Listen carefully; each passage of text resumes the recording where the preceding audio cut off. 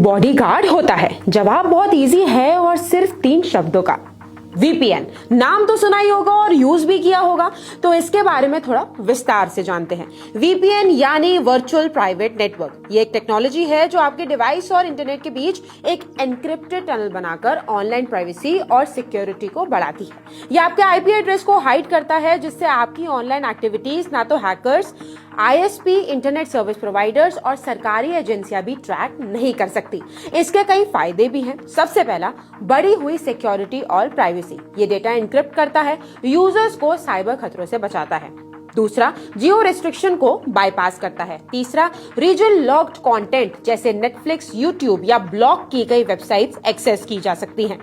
Public wifi का safe इस्तेमाल hacker से ओपन नेटवर्क में सेंसिटिव डेटा को सिक्योर करने में मदद करता है।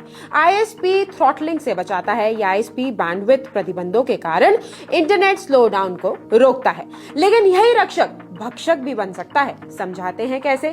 वीपीएन के बिना रोक टोक इस्तेमाल से सार्वजनिक सुरक्षा, साइबर सुरक्षा और संवेदनशील डेटा की सुरक्षा को गंभीर खतरा हो सकता है। ऐसे में कुछ लोग अपनी पहचान छिपाते हुए इसका इस्तेमाल देश के खिलाफ भी कर सकते हैं।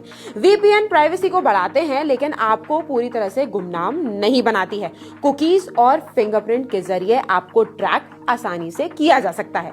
धीमी इंटरनेट स्पीड, एन्क्रिप्शन और रीरूटिंग के कारण वीपीएन कनेक्शन स्पीड को कम कर सकता है।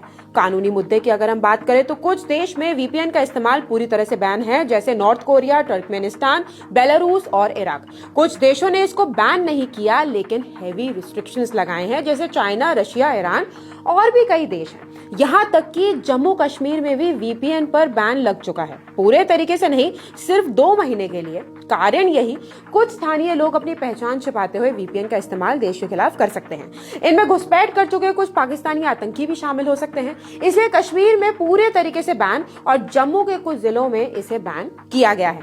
अब इससे सवाल पैदा होता है कि क्या वीपीएन भारत में लीगल है भी नहीं?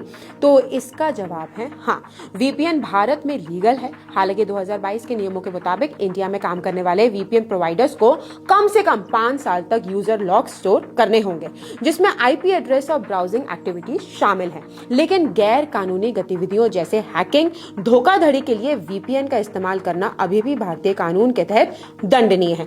यानी वीपीएन से किसी का डेटा ठगा तो सीधा जेल जाओगे, जेल। अब आपके हाथ में है इस टेक्नोलॉजी का इस्तेमाल करना। सही मकसद के लिए करोगे, सुरक्षित रहोगे, नहीं तो सलाखों के पीछे। तो आप क्या कहेंगे इस खबर पर? हमें कमेंट कर जरूर बताइएगा।